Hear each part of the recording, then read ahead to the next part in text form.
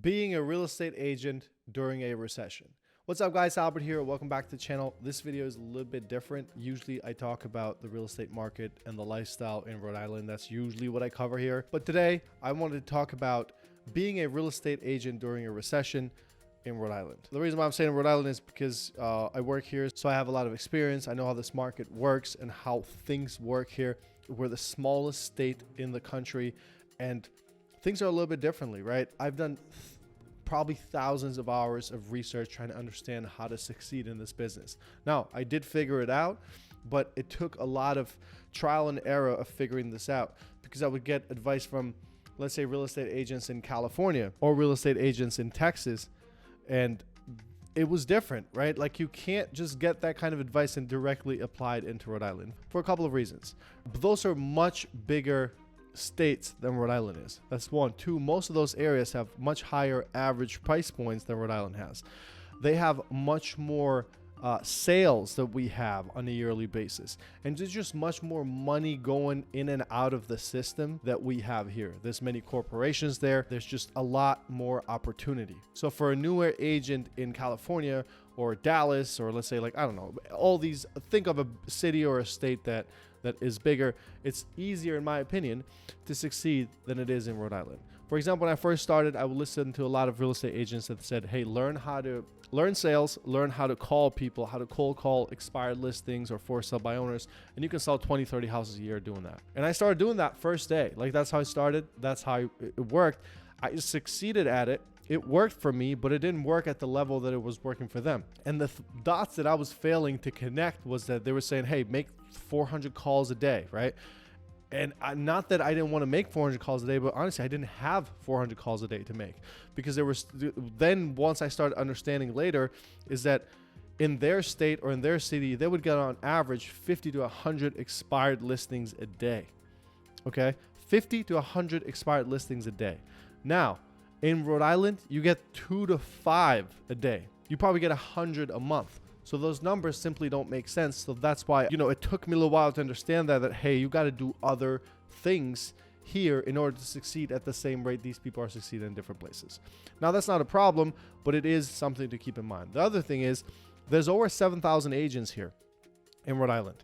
There's over 7,000 agents in a state where the population is slightly over 800,000 people. So it's extremely competitive. There's a lot of real estate agents. Everybody knows everybody. So it's really hard, especially for a stranger like myself who moved here from a different continent, to come here and convince somebody that they should work with me, right? So the way I did it is I honed on my skills. I really improved my sales skills a lot.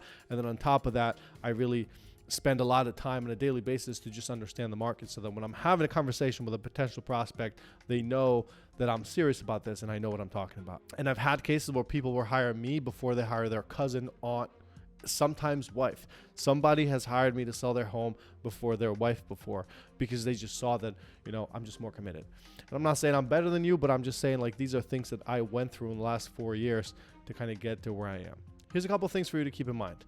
Right now, in the whole country, there's about 1.4 million real estate agents. Out of 1.4 million, 800,000 of them didn't sell one house this year. So that's more than half that didn't sell one house. And then out of this other half that sold at least one house, only the top 20 or 15% actually earned a livable income doing real estate.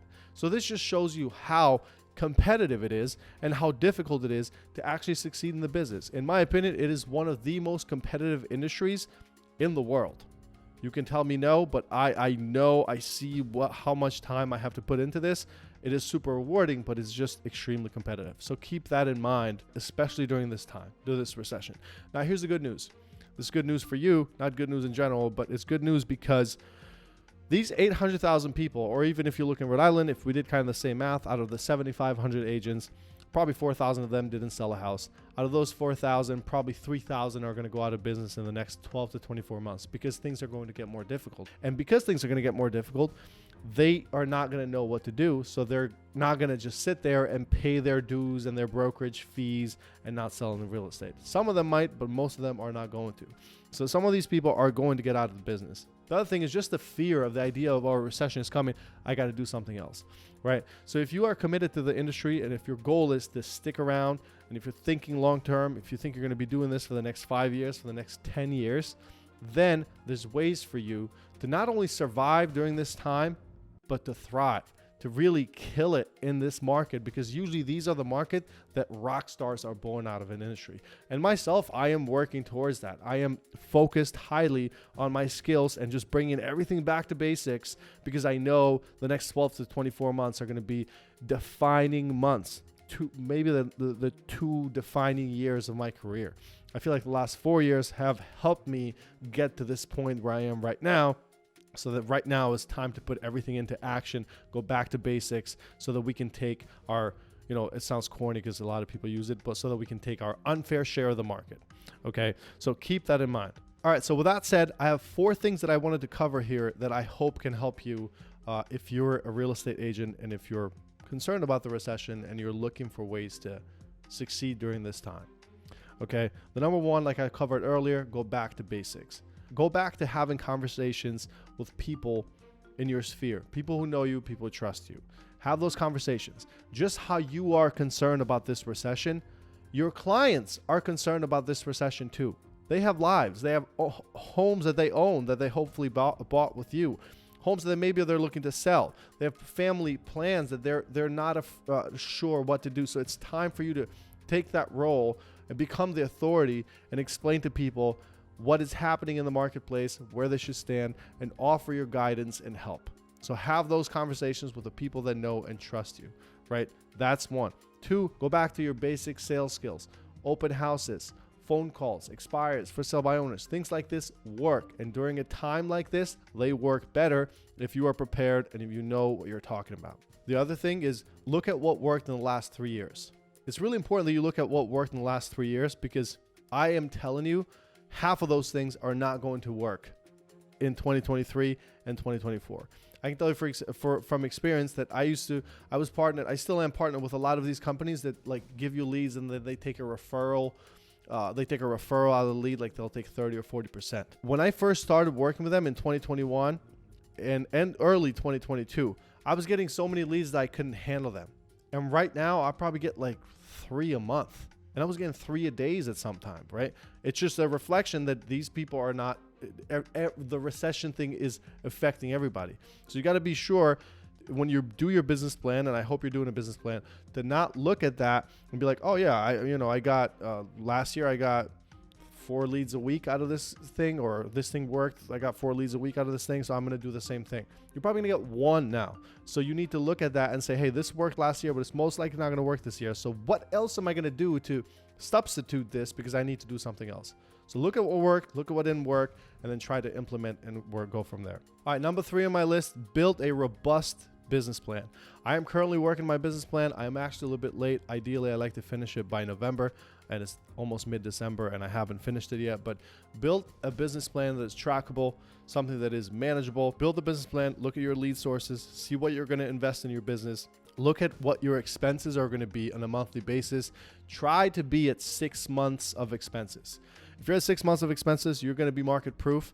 If you have 6 months of expenses reserved and saved, and you start the business plan that way in January, you're going to be in really good shape. If not 6 months, 3 months will do it too. You're just going to feel a little bit more pressure. So build a robust business plan, find 6 to 7 lead sources depending on your goal, and then just go from there. Really important. And 4th, this is something I love that I think, kind of cures all of these things, is commit to massive action in 2023. What do I mean by that? Once you do your business plan, go back to basics, see what works, see what didn't work. Once you decide this is what I'm going to do in 2023, commit to doing it massively, right? Commit to investing 8 to 10 hours a day in your craft, in your business in 2023, and you will see what happens, right? Make more calls, more emails, more reach outs, more open houses, be out there more video if you do video, more of everything. Just commit to like do less things, but the things that you pick that you're gonna do them at a massive action. Do them a lot all the time so that you create this crazy momentum so that when end of spring and summer hits, you're just rocking and rolling. So it's really important. Go to massive action and you will absolutely kill it, in my opinion. All right, guys, so here you have it. I hope you found some value in this video. If you have any questions, reach out to me. I'm going to put my business plan on a PDF. You can download it on my video down here on the channel. It's just going to be a simple PDF of what I'm working on. If you have any questions, if you need some help with your business plan, reach out. I'd love to help you out. I'm not charging anything. I would love to do it for free. Somebody did it for me when I first started, and I know how important it is. But again, do these 4 things. Go back to basics.